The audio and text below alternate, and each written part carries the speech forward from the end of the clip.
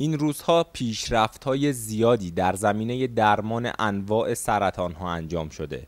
هر روز خبرهای تازه‌ای در این باره به گوش میرسه و در این بین پزشکان ایرانی نقش مهمی رو دارند.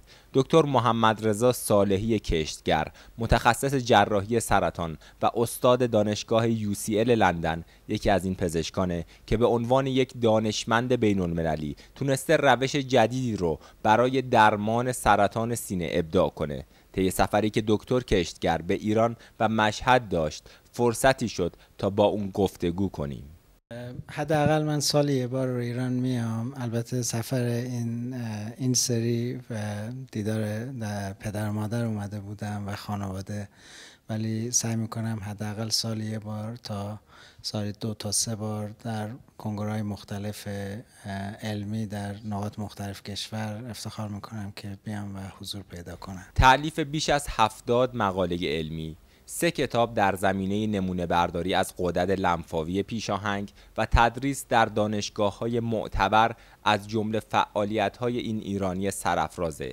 اما معروف ترین کار پژوهشی دکتر در زمینه درمان سرطان سینه بوده که پارسال تیتر اصلی شبکه‌های خبری دنیا قرار گرفت. خبر این بود: دکتر محمدرضا کشتگر روش جدیدی رو در درمان سرطان سینه ابداع کردند.